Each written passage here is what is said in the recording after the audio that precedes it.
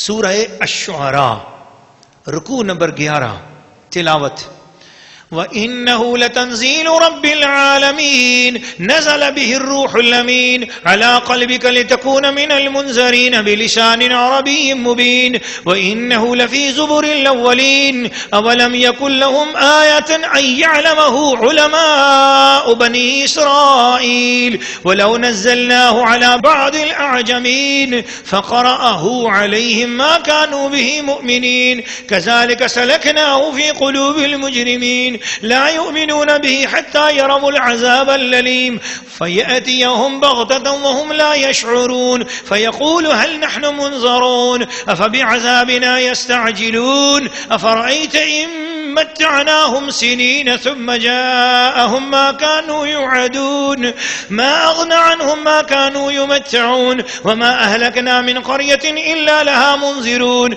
ذكرى وما كنا ظالمين وما تنزلت به الشياطين وما ينبغي لهم وما يستطيعون إنهم عن السمع لمعزولون فلا تدع مع الله إلها آخر فتكون من المعذبين وأنذر عشيرتك الأقربين واخفض جناحك لمن اتبعك من المؤمنين فإن عصوك فقل إني بريء مما تعملون وتوكل على العزيز الرحيم الذي يراك حين تقوم وتقلبك في الساجدين إنه هو السميع العليم هل أنبئكم على من تنزل الشياطين تنزل على كل أفاك أثيم يلقون السمع وأكثرهم كاذبون والشعراء يتبعهم الغاوون ألم تر أنهم في كل واد يهيمون وأنهم يقولون ما لا يفعلون إلا الذين آمنوا وعملوا الصالحات وذكروا الله كثيرا وانتصروا من بعد ما ظلموا وسيعلم الذين ظلموا أي منقلب ينقلبون.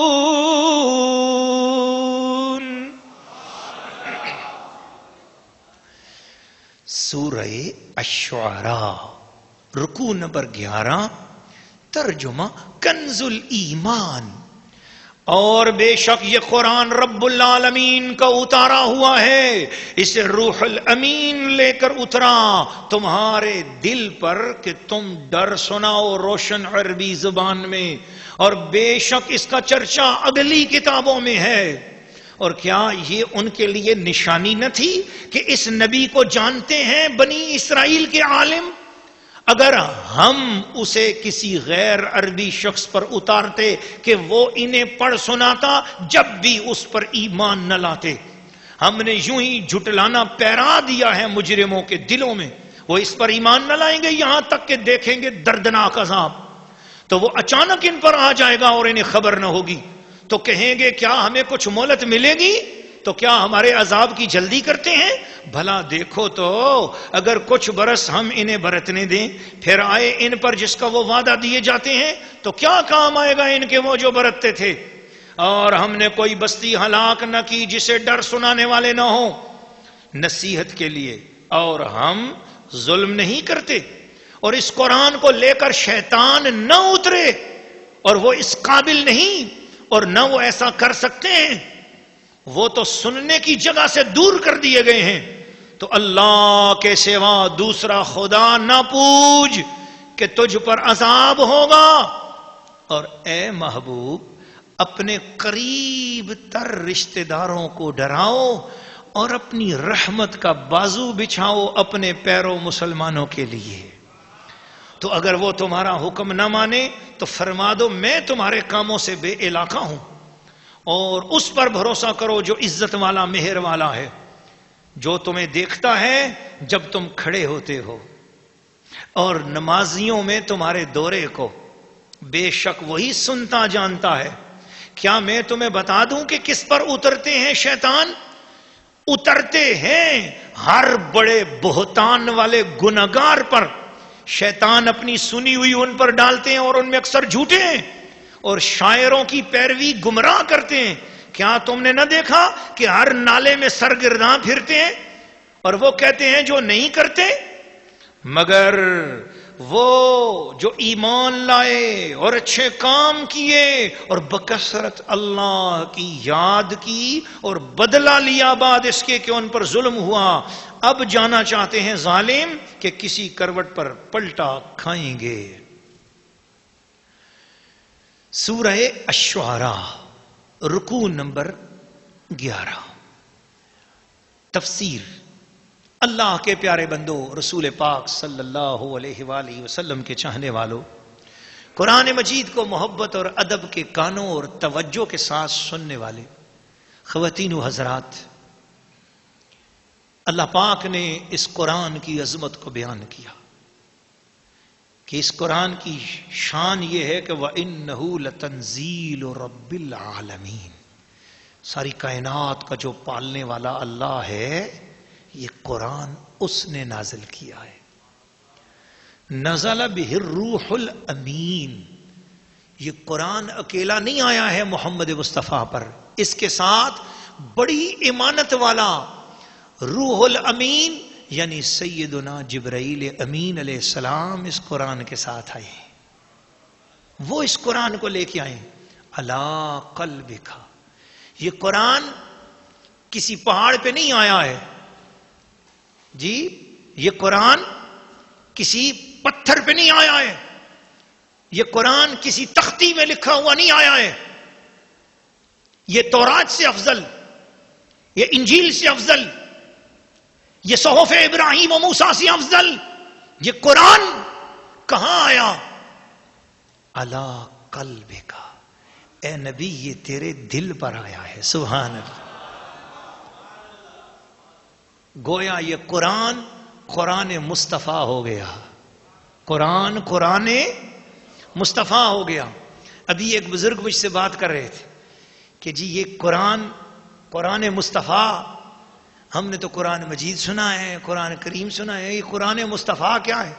میں نے قرآن مجید کی ایک آیت ان کو سنائی، ان کا دل روشن ہو گیا کہ اللہ پاک نے قرآن مجید میں قرآن کے لیے فرمایا انہ لقول رسول کریم. یہ قرآن تو ہے ہی میرے رسول کا. سبحان اللہ. یہ قرآن تو ہے ہی میرے رسول کا. لوگوں میں تو تمہارے سامنے نہیں بولا ہوں نا، میرا رسول ہے، عربی بولتا ہے.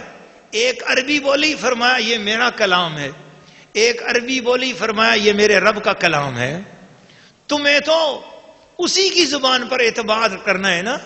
اس نے جس عربی کو کہہ دیا یہ قرآن ہے وہ قرآن ہے، جس عربی کو کہہ دیا یہ حدیث ہے وہ حدیث ہے.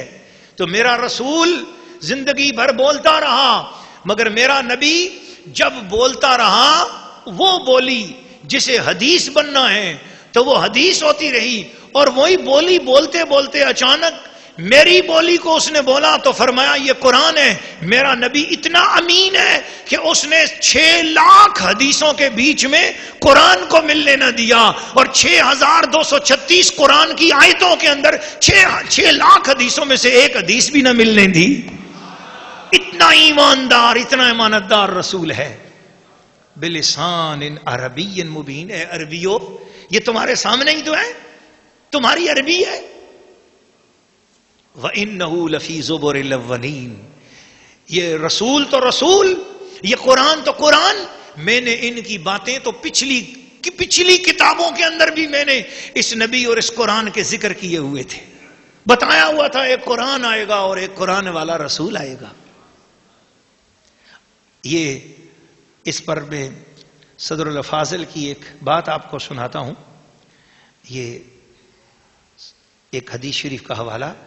حضرت عبداللہ ابن عباس رضی اللہ تعالی عنہما نے فرمایا کہ اہل مکہ نے یہود مدینہ کے پاس اپنے معتمدین کو یہ دریافت کرنے کے لیے بھیجا کہ نبی آخر الزمان سید کائنات محمد مصطفیٰ صلی اللہ تعالی علیہ وسلم کی نسبت ان کی کتابوں میں کوئی خبر ہے؟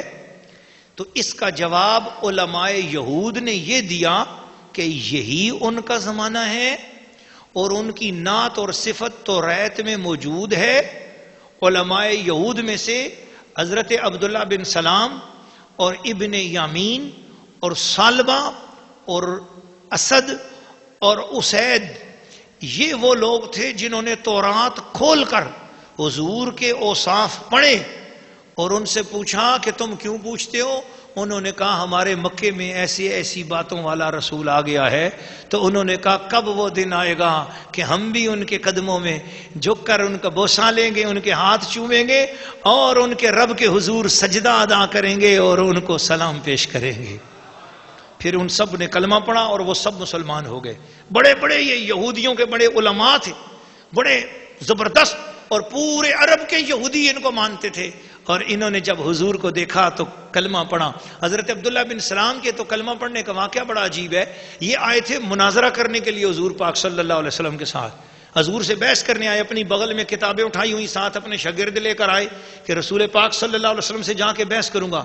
جو ہی مسجد میں آئے حضور کا چہرہ دیکھا، کتابیں پیچھے ہٹا دی، کہنے لگے ایسے سونے چہرے والا تو کبھی جھوٹ بول ہی نہیں سکتا ہے۔ آگے بڑھے اور کلمہ پڑھ کر اسلام قبول کر لیا۔ واہ واہ حسن مصطفیٰ، آپ کے چہرے اقدس کو دیکھا اور کلمہ پڑھ لیا، مسلمان ہو گئے۔ سبحان اللہ۔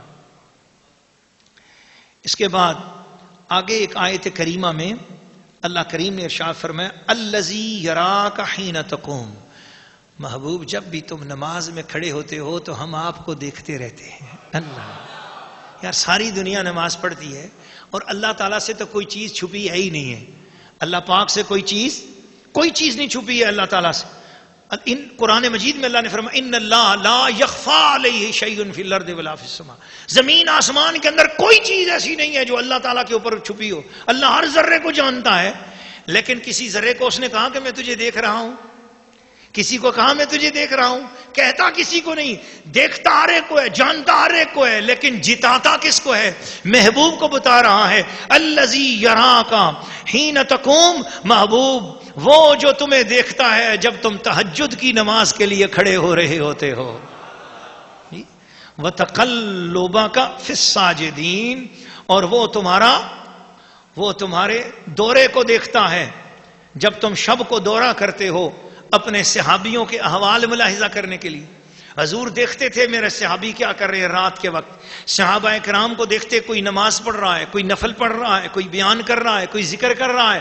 حضور ان میں دورہ فرماتے، ذکر والوں کے پاس بھی جاتے، علم والوں کے پاس بھی جاتے، قرآن پڑھنے والوں کے پاس بھی جاتے، حضور سب میں دورہ فرماتے۔ رب فرما رہا ہے کہ محبوب تم ان کو دیکھ رہے ہو اور ہم تجھے دیکھ رہے ہیں۔ جی کچھ لوگ جدھر وہ ہیں ادھر دیکھ رہے ہیں، کچھ لوگ جدھر وہ ہیں ادھر دیکھ رہے ہیں، ہم دیکھنے والوں کی نظر دیکھ رہے ہیں۔ اللہ اللہ اللہ۔ بعد مفسرین نے کہا ہے کہ اس کا معنی یہ ہے کہ جب تم امام ہو کر نماز پڑھاتے ہو اور قیام اور رکوع اور سجود میں گزرتے ہو تو محبوب جب تم امام ہو کر کھڑے ہوتے ہو تو سارے لوگ تمہارے پیچھے ہو رہے ہیں، ہر ایک کی توجہ تمہاری طرف ہوتی ہے اور ہم تیرے مکھڑے کی طرف دیکھ رہے ہوتے ہیں۔ تو قیام میں کیسا لگ رہا ہے ہم دیکھ رہے ہیں، تو رکوع میں کیسا لگ رہا ہے ہم دیکھتے ہیں، تو سجدے میں کیسا لگ رہا ہے ہم یہ دیکھ رہے ہوتے ہیں، تو اتحیات میں بیٹھا ہے اور ہم تجھے دیکھ رہے ہیں۔ زمین پہ مصطفیٰ اتحیات پڑھ رہا ہے اور عرش سے رب کریم ٹکٹکی باندھ کے محبوب کو دیکھ رہا ہے۔ کما یلیق بشانہ۔ فرمایا بعد مفسرین نے اس کا معنی یہ کیا کہ اللہ آپ کی گردش چشم کو دیکھتا ہے نمازوں میں، کیونکہ نبی پاک صلی اللہ تعالی علیہ وسلم پس و پیش، سامنے اور پیچھے حضور کو یکساں نظر آتا تھا۔ حضرت ابو ہریرہ رضی اللہ تعالیٰ عنہ کی حدیث میں ہے کہ حضور نے قسم اٹھا کر فرمایا کہ مجھے اس اللہ کی قسم جس کے قبضے میں میری جان ہے، لوگوں نماز کے اندر رکوع اور سجدہ صحیح کیا کرو اور رکوع اور سجدے میں صحیح طریقے سے رہا کرو کہ تمہارا خشوع اور خضوع اور تمہارا رکوع اور سجدہ مجھ سے چھپا نہیں ہے۔ میں آگے ہوتا ہوں لیکن پچھلی صف والے بھی مجھے نظر آ رہے ہوتے ہیں۔ اور بعد مفسرین نے فرمایا کہ اس آیت میں ساجدین سے مومنین مراد ہیں۔ معنی یہ ہے کہ زمانہ آدم اور حوا علیہ السلام سے لے کر حضرت عبداللہ اور حضرت آمنہ خاتون تک، اے محبوب تیرا نور جس پشت میں جاتا رہا اور جس رحم میں منتقل ہوتا رہا، میں اس ہر ماں کو بھی تکتا رہا ہوں رحمت کی نظر سے، اور اس ہر باپ کو بھی رحمت کی نظر سے تکتا رہا کہ ہر پشت میں اور ہر صلب میں تیرا نور آ رہا ہے۔ تیرے میلاد سے پہلے میں تیری پشتوں اور نسلوں کو تکتا رہا ہوں، تو ان میں سے ہو کے آ رہا ہے، تو وہاں سے ہو کے آ رہا ہے۔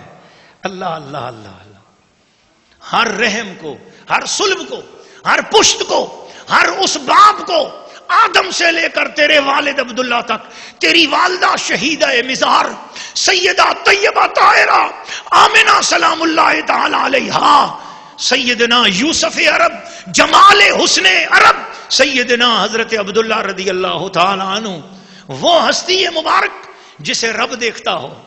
جی فرمایا محبوب ان کو میں اس لیے دیکھتا تھا کہ ان کے اندر تیرا نور نظر آ رہا تھا، ان کے اندر تو جلوہ فروز تھا، ان کے ہاں سے تیری نسل وہاں سے منتقل ہوتی آ رہی تھی، تیرا وجود وہاں سے آگے آ رہا تھا۔ اس سے ثابت ہوا کہ آپ کے تمام، یعنی حضرت صدر الفاضل سیدنا امام سید محمد نعیم الدین مراد آبادی رحمۃ اللہ علیہ تفسیر خزائن العرفان میں ارشاد فرما رہے ہیں، فرماتے اس سے ثابت ہوا کہ آپ کے تمام اصول سے مراد یہ ہے کہ وہ ہستیاں جو والد اور والدہ سے لے کر اوپر آدم علیہ السلام تک ہوں تو ان کو اصول کہا جاتا ہے۔ آپ کے تمام اصول آباء و اجداد حضرت آدم علیہ السلام تک سب کے سب مومن ہیں، سب کے سب مومن ہیں۔ اور یہ حوالہ تفسیر مدارک کا بھی ہے اور یہ تفسیر جمل کے حوالے سے آپ نے یہ بات ارشاد فرمائی ہے۔ پھر آگے ان شعراء جس کی وجہ سے یہ اس سورت کا نام سورت شعراء ہے، ان شعراء یہ کون سے شعراء ہیں؟ پچھلی امتوں کے فرعونوں کی بات سنا دی، پچھلی امتوں کے گمراہوں کی باتیں سنائی، اب اس امت کے گستاخوں بے ادبوں، اور وہ گستاخ اور بے ادب جو غزلیں گاتے تھے میرے مصطفیٰ کے خلاف، جو گانے لکھتے تھے میرے مصطفیٰ کے خلاف، میرے رسول کے خلاف جو نظمیں لکھتے تھے، اللہ پاک نے ایسے گستاخوں اور بے ادبوں ان شعراء کی مذمت کی ہے۔ اور وہ لوگ جو صحابہ کرام کے خلاف شعر لکھتے، حضرت بلال کے خلاف، حضرت صہیب کے خلاف، حضرت سمیہ کے خلاف شعر لکھتے تھے، وہ گستاخ، اللہ پاک نے ان کے بارے میں قرآن مجید کے اندر سورہ شعراء کی 11ویں رکوع کی اس آیت میں، آیت نمبر 224 میں ارشاد فرمایا وَالشُّعَرَاءُ يَتَّبِعُهُمُ الْغَاوُونَ، شاعروں کی پیروی گمراہ کرتے ہیں۔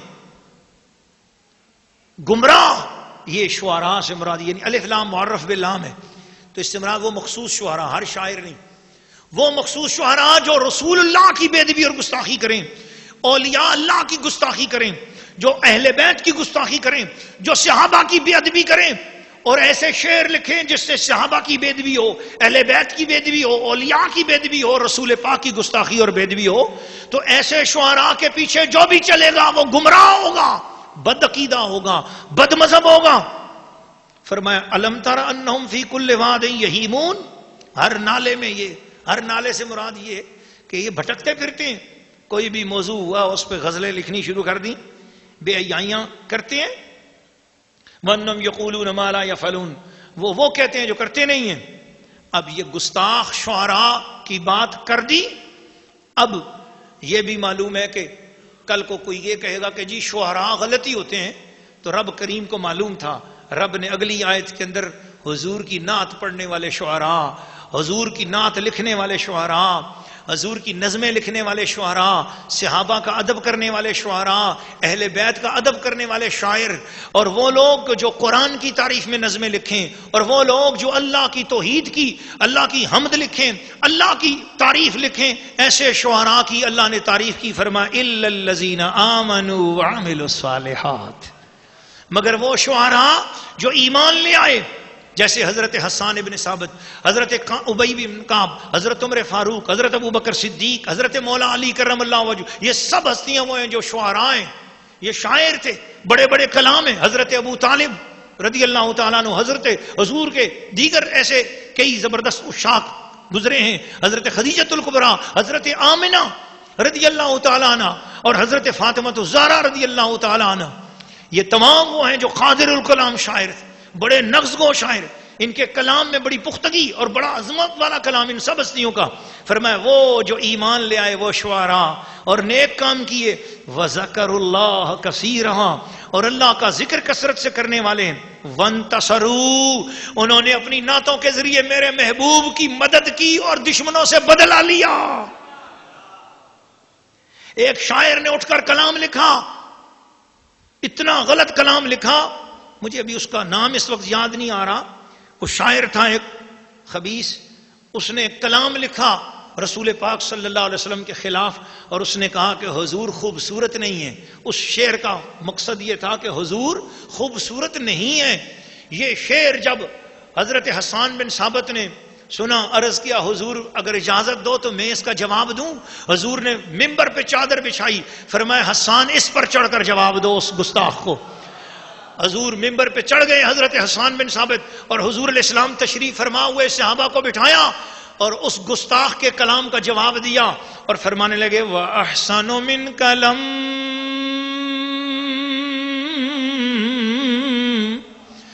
تَرَ قَطُّ عَيْنِي.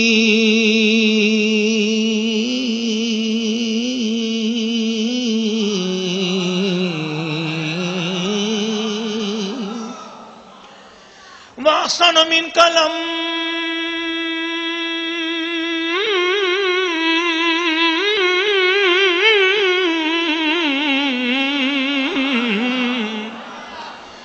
تَرَ قَطُّ عَيْنِي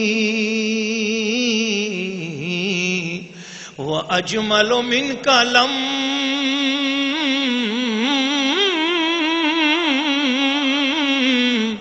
تَلِدِ النِّسَاءُ.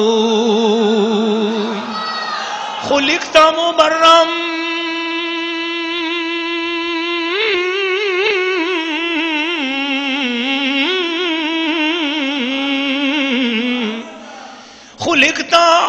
خُلِقْتَ مُبَرًّا مِّن كُلِّ عَيْبٍ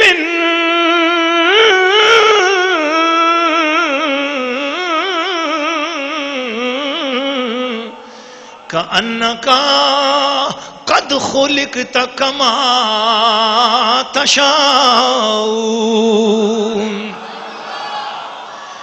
فَإِنَّ مُحَمَّدًا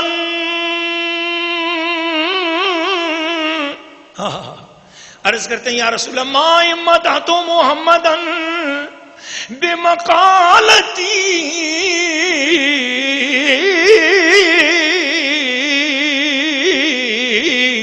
ولكن مدحت مقالتی بمحمدی.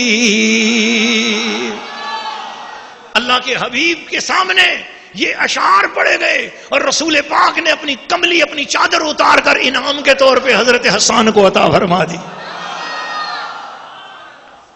ترجمہ سن لیں جی. اللہ اللہ اللہ. ترجمہ پہلے میں اردو میں نثر ترجمہ کرتا ہوں، پھر محمد علی ظہوری قصوری کی زبان میں پنجابی میں ترجمہ کروں گا. وہ عرض کرتے ہیں یا رسول اللہ وَأَحْسَنُ مِنْكَ، اس نے یہ کہا ہے، اس خبیث نے یوں کہا ہے، گستاخ نے، کہ حضور خوبصورت نہیں ہے. آقا مجھ سے سنو. حضور میں جواب دیتا ہوں. عرض کرتے ہیں آقا وَأَحْسَنُ مِنْكَ لَمْ تَرَ قَطُّ عَيْنِي، آقا آپ جیسا حسین تو میری آنکھ نے دیکھا ہی نہیں. اور پھر اپنی آنکھ کی بات کر کے ایک اور جملہ اس سے بھی آگے بڑھا دیا. فرمایا حضور میری آنکھ کیسے دیکھ سکتی تھی آپ جیسا حسین؟ فرماتے ہیں وَأَحْسَنُ مِنْكَ لَمْ تَرَ قَطُّ عَيْنِي، آقا آپ جیسا حسین میری آنکھ نے دیکھا ہی نہیں، اور میری آنکھ دیکھ کیسے سکتی تھی؟ وَأَجْمَلُ مِنْكَ لَمْ تَلِدِ النِّسَاءُ، آقا تیرے جیسا حسین اور خوبصورت کسی ماں نے جنا ہی نہیں.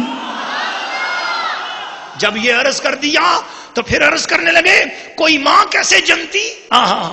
پہلے کہا میری آنکھ نے نہیں دیکھا، پھر کہا میری آنکھ کیسے دیکھتی کہ ماں نے جنا نہیں؟ فرمایا کوئی ماں کیسے جنتی؟ خلقتا مبرأ من کل عیب، آقا آپ ہر عیب سے ایسے پاک پیدا کیے گئے ہیں کأنک قد خلقت کما تشاء، جیسے آپ چاہتے گئے ویسے رب آپ کو بناتا گیا۔